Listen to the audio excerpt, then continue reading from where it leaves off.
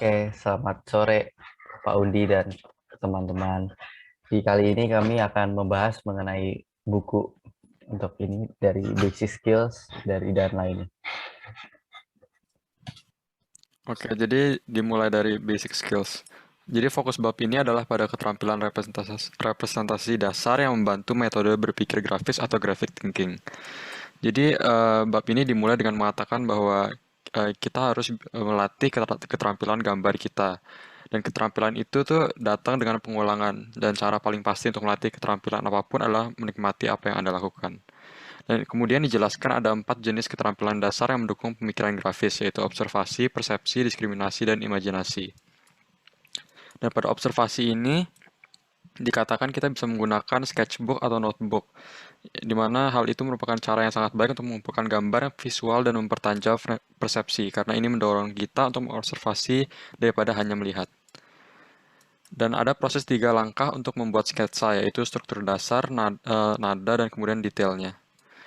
Untuk langkah yang pertama, structure sketch, itu merupakan menggambar outline yang merupakan keterampilan yang paling sulit untuk dikuasai. Ini membutuhkan banyak latihan, tapi ada beberapa saran yang dapat digunakan, yaitu untuk berlatih menggambar menggunakan kotak atau persegi panjang sebagai guideline atau tanda silang atau bingkai untuk penampatan subjek gambar.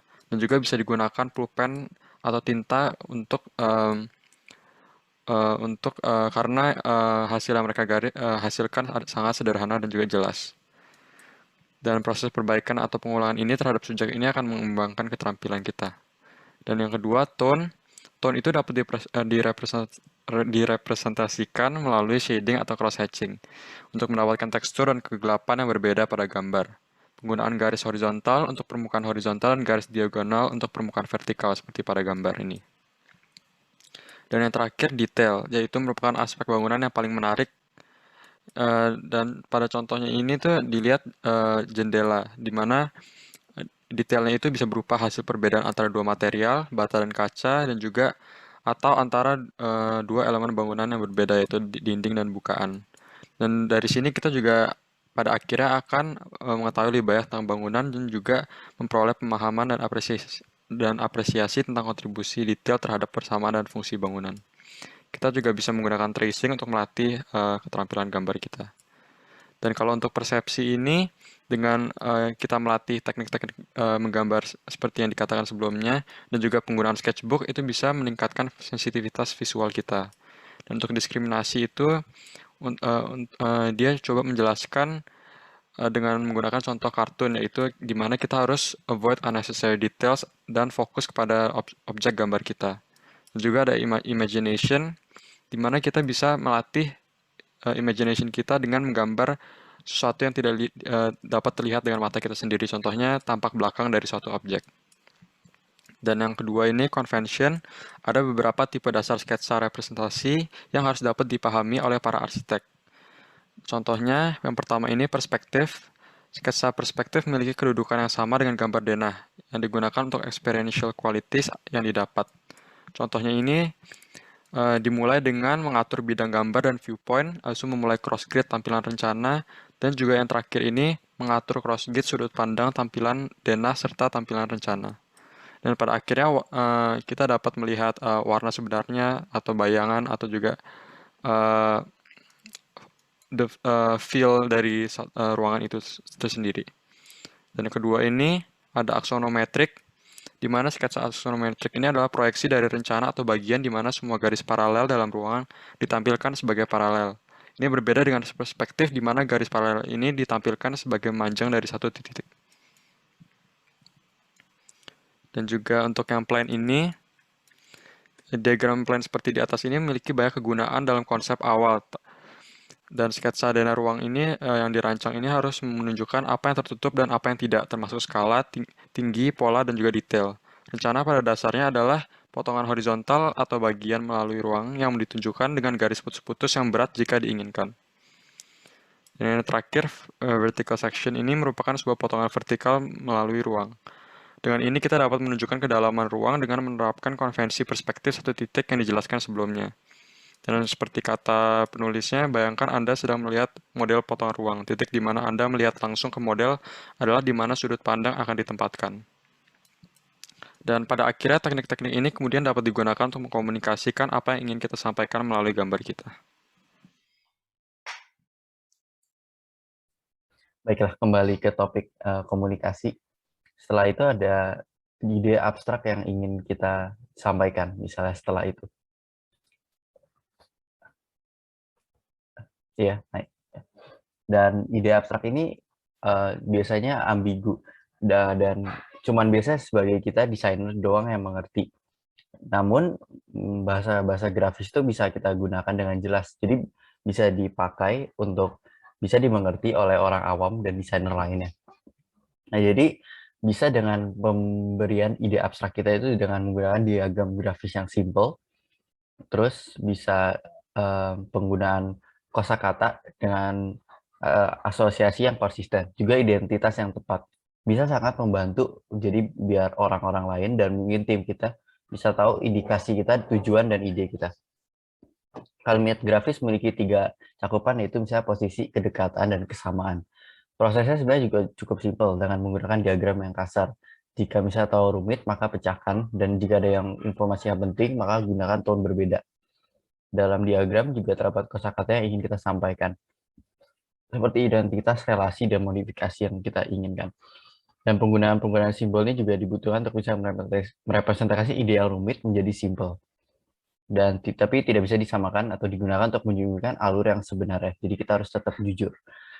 Dan sehingga alur pemikiran yang terstruktur ini juga akan membantu desainer kita sebagai kita untuk tidak lupa karena di mind mapping dan secara tepat dan memiliki jangkauan pemikiran dan bahasa grafis yang luas supaya bisa berkomunikasi dan tepat dan akurat. Selanjutnya untuk ekspresi. Nah, setelah abstraksi ada ekspresi. Jadi ekspresi ini apa yang kita sebagai desainer ingin memberitahu dan ingin mengekspresikan dalam sketsa kita misalnya. Misalnya dalam sketsa kita ada identitas kita, ada konsistensi, energi, dan vitalitas, stylenya kita sebagai desainer, kreativitas dari desain, fokus dari desain atau direksi, karakter atau moodnya, ekonominya, jadi seberapa seringnya, dan order estetikanya.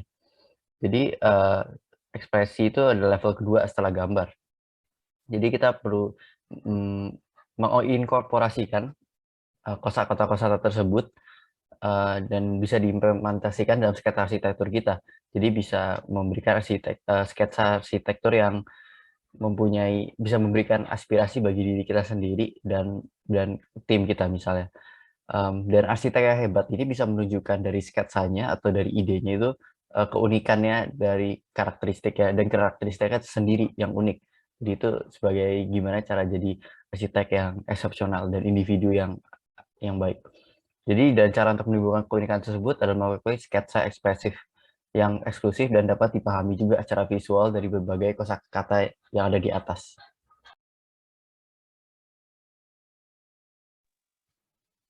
Oke, jadi bagian selanjutnya adalah applied skills. Yang pertama adalah analisis. Analisis adalah langkah mendasar untuk proses desain.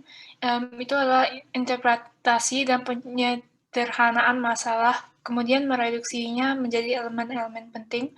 Proses abstraksi membantu dengan analisis karena memaparkan masalah yang mendasarinya, dan penggunaan simbol abstrak juga dapat membantu untuk mewakili konsep-konsep yang lebih kompleks. Abstraksi digunakan untuk memahami masalah desain arsitektur, yaitu kinerja, variabel desain, dan variabel konteks. Masalah desain dianggap selesai ketika ada hubungan yang baik di antara kebutuhan, konteks, dan bentuk. Kebutuhan adalah menganalisis kebutuhan klien menggunakan diagram seperti matriks untuk memperjelas prioritas, dan diagram log yang menjelaskan ruang-ruang yang digunakan oleh orang sepanjang hari. Lalu konteks adalah menetapkan batasan. Variabelnya adalah situs, zonasi, dan keuangan, dan pola aktivitas seperti aktivitas pejalan kaki atau interaksi sosial. Lalu bentuk adalah ruang, keteraturan, skala proporsi, massa, keseimbangan, repetisi, irama, kesatuan, keanekaragaman, dan hierarki. Lalu selanjutnya adalah eksplorasi. Eksplorasi adalah proses menemukan berbagai kemungkinan menggunakan gambar open-ended yang menyarankan banyak interpretasi, mengubah gambar dan menyusun gambar. Kami harus let our minds wander dan terbuka untuk hasil yang tidak terduga. Transformasi adalah ketika gambar open-ended itu menyebabkan perubahan. Dalam transformasi masih harus ada kontinuitas topologi, yaitu sifat-sifat bangunan geometris yang tetap dan tidak berubah bahkan habis distorsi. Lalu ada reversal, yaitu perubahan dari karakteristik pertama ke kebalikannya, dan distorsi, yaitu perbesaran atau pengurangan skala. Selanjutnya adalah penataan atau pengurutan gambar. Itu adalah saat grid digunakan sebagai perangkat kontekstual untuk membuat komposisi. Ada radial, binodal, aksial, sumbu ganda, dan komposisi tulang belakang. Kemudian dalam applied skills ada discovery, yang pertama ada invention. Invention itu menciptakan serta kemampuan untuk melihat penemuan analogi hasil, dan menurut William Gordon, analogi itu dibagi menjadi 4, ada analogi simbolis, langsung, pribadi, dan fantasi. Kemudian ada increasing effectiveness, terkadang menjadi arsitek itu bisa overwhelmed dengan tugas-tugas, jadi di sini ada pendekatan khusus yang bisa diikuti. Yang pertama ada berekreasi dan istirahat sejenak. Kemudian yang kedua itu karena ide yang datang itu secara spontan, sehingga penting bagi para arsitek atau desainer membawa buku, sehingga sketsanya itu sudah digambar sebelum idenya hilang. Kemudian ada menggunakan indera lain, jadi jangan berfokus pada hal yang visual aja. Kemudian concept formation ini lebih kepada pemandu seluruh proses pengembangan konsep desain yang terdiri dari tanggapan desainer terhadap determinan bentuk, rangkaian, keputusan yang akan menjadi fokus tanggung jawab desainer. Kemudian di sini ada di ideogram, itu sketsa analogi yang mengalir dan dikenal sebagai ideogram yang merupakan titik awal untuk membentuk konsep-konsepnya. Kemudian untuk prototype bisa menggunakan sketsa karena sketsa itu penting untuk pembentukan konsep. Kemudian para arsitek juga menggunakan sketsa untuk menuangkan pemikiran dan menelaah lagi ide yang telah tertuang dalam kertas. Kemudian ada pattern language. Pattern language adalah pendekatan yang membangun konsep untuk sebuah bangunan dengan menggabungkan prototipe untuk bagian-bagian yang lebih kecil dari bangunan. Contohnya, menyeleksi serangkaian prototipe paling sesuai untuk proyek, menggabungkan diagram, dan polanya diatur untuk sesuai menanggapi konteks dan kebutuhan klien. Kemudian untuk case studies biasa dilakukan dengan menggambar sketsa sebagai bentuk dari bukti penerapan analogi dalam proses desainnya. Selanjutnya ada verification. Dalam dunia arsitektur, verifikasi mengacu pada verifikasi desain utilitas bangunan dan kegunaan konsep desain. Untuk articulation sendiri membahas mengenai kualitas dan karakteristik pada sketsa yang kemudian dapat dikembangkan dengan memperhatikan fokus massa, skala, citra, warna, dan lain sebagainya. Kemudian untuk cost benefit, di sini ada dilihat diagramnya, di mana kalau kita menempatkan sesuatu selalu harus ada yang dipertimbangkan, contohnya ukuran relatif area bangunan, perkiraan biaya, kebutuhan program, dan lain-lain. Kemudian ada drawing evaluation, itu adalah teknik gambar perspektif yang membantu untuk memiliki potensi sebagai alat evaluasi. Untuk gambarnya menjadi lebih konseptual juga. Kemudian ada consolidation, di sini terlihat ada 3 sketch yang berbeda. Nah, di sini itu tujuannya untuk melihat mana sketsa dan desain yang paling tepat untuk kegunaannya. Elaboration. Jadi elaboration itu keputusan pada satu tingkat desain yang misalnya kita memperbaiki desain ruangan. Dan hal itu memungkinkan kita juga untuk mempelajari kembali letak jendela, lantai, sistem mekanis, dan lain sebagainya. Kemudian untuk details, karena penting bagi arsitek untuk mendesain konsep secara realistis, maka arsitek harus memikirkan kembali apakah bagian-bagian yang didesain itu dapat dibangun. Sehingga di sini dapat dilihat arsiteknya itu menggunakan gambar sketsa untuk menunjukkan konteks detail yang ingin disampaikan. Kemudian ada verification dan experience, itu salah satu poin plus dari pengalaman dalam desain yang verifikasi ulang konsep desain, sehingga banyak arsitek itu harus terus-menerus melihat ide-ide mereka, mengujinya, dan mengembangkan konsep-konsep baru. Oke, itu saja. Mungkin sekarang kita bisa diskusi. Baiklah, mari kita berdiskusi. Menurut kalian apa sih hubungan applied skill sama basic skill ini di dalam buku ini? Mungkin aku yang mulai aja kali ya dulu. Menurutku basic skill-nya ya menjelaskan ini ya, basic awalnya. Kayak seperti tadi sketsa-sketsanya, bagaimana kita menunjukkan interest, gimana kita membuat interest dalam sketsa kita, ide kita, dan lain-lainnya. Tapi menurutku apply skill tuh kayak lifestyle-nya atau kayak prosesnya dari sebuah arsitek untuk menjadi arsitek yang benar-benar mumpuni. Kalau menurut kalian gimana? Kalau menurut gue, basic skill tuh kayak, kalau applied skill tuh kita kayak menggunakan basic skill tuh untuk mengaplikasinya di dalam desain kita, maksudnya lewat analisis kah, eksplorasi, discovery gitu. Untuk melakukan itu kita perlu basic skills. Setuju juga sih sama Ken, jadi kayak apa yang kita pelajari di basic skill itu semua kepake di analysis, exploration, discovery, sama verification. Tapi aku sendiri kalau ngeliat basic skill, itu lebih kepada kayak gimana cara kita melihat, terus dari cara kita melihat, kita tuangkan lagi ke kertas, dan hal itu harus kita latih lagi, supaya kita tuh lebih bisa menggambarkan abstraksi yang ingin kita sampaikan melalui media sketsa, dan kalau misalkan kita nanti ingin bekerja sebagai arsitek, kita juga harus menggunakan applied skills yang tadi udah dibahas. Setuju juga sih, soalnya kan basic skills itu kan kita belajar dari bagaimana kita bisa menggunakan gambar dengan teknik-teknik yang berbeda untuk mengkomunikasikan sebuah ide kan.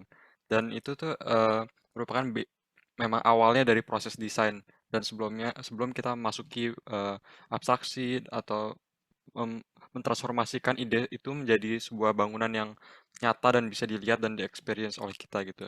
Jadi sangat penting bagi kita untuk belajar satu persatu, step by step, sampai sebelum akhirnya kita bisa menjadikannya menjadi suatu bangunan atau suatu real, something real yang bisa kita masuki dan experience for ourselves gitu.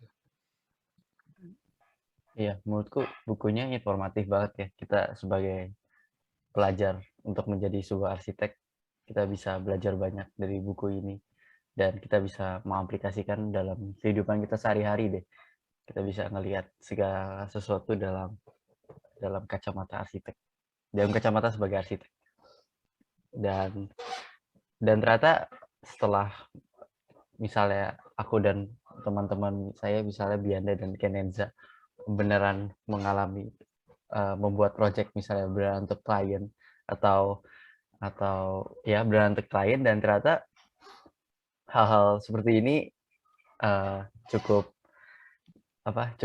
relate terhadap apa yang kita lakukan, dan harusnya kita baca buku ini dulu sebelum melakukan project-project. Betul, Kak. Kalau menurut Kenenza gimana? Iya nggak sih? Buku Iya ini sih, menurut gue iya ya. buku ini iya, menjadi Kayak ya. kayak jadi panduan gitu kan. Iya. Itu juga kayak menunjukkan kalau misalnya proses desain tuh nggak straightforward gitu loh. Maksudnya kayak nggak dari ini, tapi itu lumayan berantakan gitu, karena kita harus bukan consider satu hal doang, tapi banyak banget yang harus di-consider dalam kayak suatu desain gitu. Bahkan yang kayak ternyata kita nggak kepikiran itu ternyata kayak harus kita mikirin gitu loh.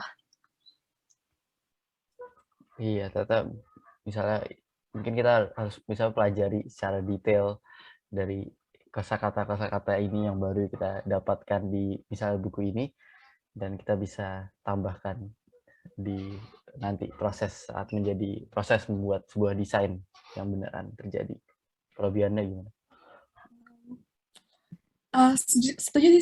Setuju sih tadi sama Ken, kayak proses itu kayak nggak straightforward, tapi ada banyak banget. Nah, itu tuh ditambah lagi dengan ide, karena ide itu kan datangnya itu kan kayak spontan kan, tiba-tiba. Kayak kita nggak bisa nunggu, oh aku maunya kayak gini, tiba-tiba aja gitu. Misalkan pas malam atau pas lagi mandi, itu yang muncul. Makanya kayak penting juga bagi kita untuk memegang kayak sketchbook. Nah, di situ isinya kayak ide-ide konsep kita, supaya mungkin ke depannya kita bisa melihat lagi kayak ide itu, dan kita mungkin bisa pakai dan menelaah lagi gitu buat nambah-nambahin. Gimana Edmund? Setuju juga sih, soalnya kan memang seperti yang dikatakan itu the best ideas come before bed. Jadi kita bisa menggunakan sketchbook itu sebagai alat dokumentasi yang nanti kita bisa gunakan untuk proyek-proyek kita selanjutnya. Jadi kita bisa look back dan juga bisa teringat kembali gitu dengan berbagai ide yang kita dapatkan. Ya itu saya setuju banget sama Edmund. Kayak ternyata arsitek tuh penting punya apa ya, punya kayak reference resource gitu, punya resourceful gitu. Penting banget bagi arsitek harus menjadi resourceful dari segala segi ini ya, segi segi pendidikan, bukan pendidikan juga pengetahuan. Jadi kalau bisa kita sebagai arsitek tahu berbagai banyak hal agar di desain kita sebagai desain arsitektur itu butuh menginkorporasikan dan memperhitungkan berbagai macam variabel-variabel yang ada dalam desain tersebut. Jadi penting banget untuk bagi kita untuk bisa. Dan ini buku ini memberikan panduan yang luar biasa.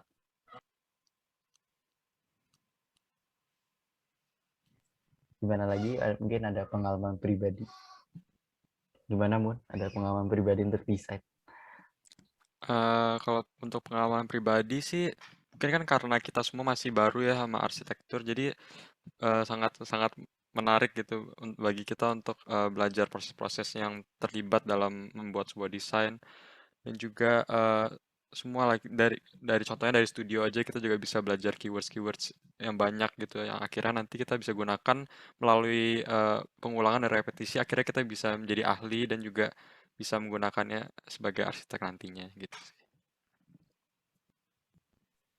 Ya, sama seperti yang project yang kita dapatkan ya, guys. Kita melakukan begitu banyak revisi dan proposal desain.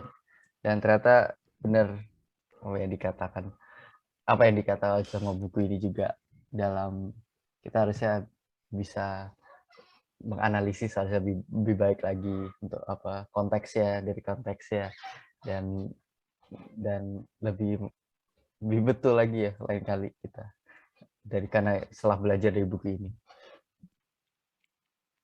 Mau nambahin mungkin dari yang pengalaman bikin Gapura itu kayak kalau misalkan kita lihat di bagian verification tuh ada cost benefit. Kayak ini bakal berkaitan erat banget kalau misalkan kita diskusi hal ini sama klien, karena terkadang kayak misalkan desain yang lebih bagus A, tapi misalkan klien maunya B, itu kan juga berpengaruh.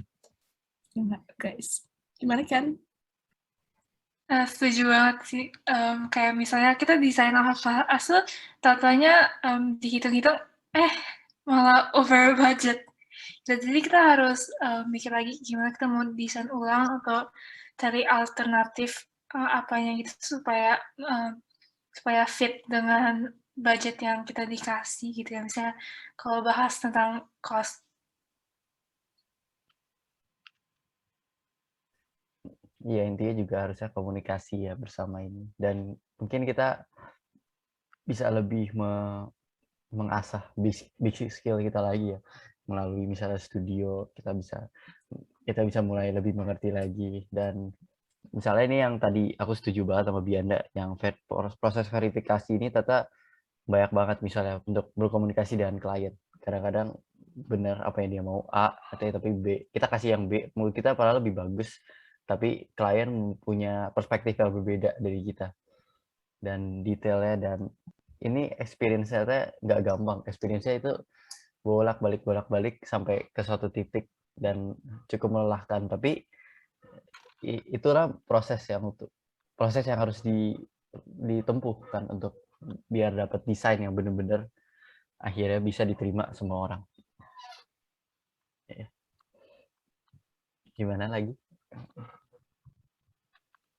Kayak ini bukan cuma apply maksudnya ke pekerjaan gitu, tapi bisa kayak kelas studio aja kita harus mikirin gini nggak sih? Kayak anggap aja guru kita tuh kayak klien gitu. So kita ya harus memenuhi semua syarat-syarat yang mereka kasih gitu loh.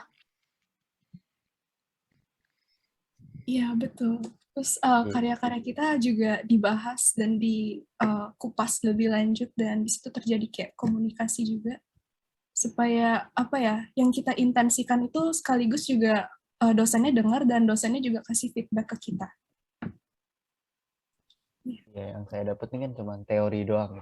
Dari studio ini kita benar-benar dikritik setiap aspek dari project yang kita berikan, dari tugas yang kita kerjain, walaupun misalnya itu sulit kita ini dan kadang-kadang kita butuh perspektif kedua, ketiga, keempat, ke-10 bahkan untuk benar-benar bisa ngerti kesalahan kita di mana. Pola-pola kejelekan kita di mana. Kalau menurut Edmund gimana setelah studio? Iya sih, betul. Soalnya kan kita juga selain harus kayak mengerti apa yang apa pertanyaannya dan juga mencari ide yang bagus tuh kita juga harus bisa mengkomunikasikan apa yang kita inginkan pada dosen-dosen kita kan. Misalnya kalau kita punya karya yang bagus pun tapi kita nggak bisa mengkomunikasikannya dengan baik kan akhirnya juga mubasir kan. Jadi itu juga menurut saya juga jadi salah satu skill yang penting dalam arsitektur nanti. Gitu. Selain yang tadi sudah dibahas sebelumnya. Gitu sih.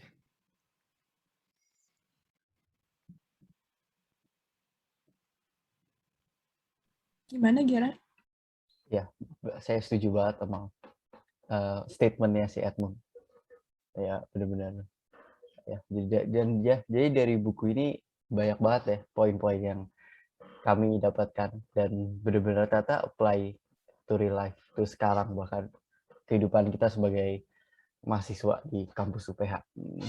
Dan bulan baru ini ternyata cukup sulit sebagai arsitek dan kita baru tahu baru terkenal baru mengenal dunia arsitektur yang sebenarnya dan itu cukup kaget walaupun tapi terasa tertantang juga ya nggak guys, tertantang kan. Betul. Iya, jadi kita harus tetap semangat dan terima kasih Pak Undi dan dosen-dosen lainnya telah membimbing kami dengan sepenuh hati dan jiwa. Oke, begitulah. Oke, begitulah diskusi dari kami. Terima kasih.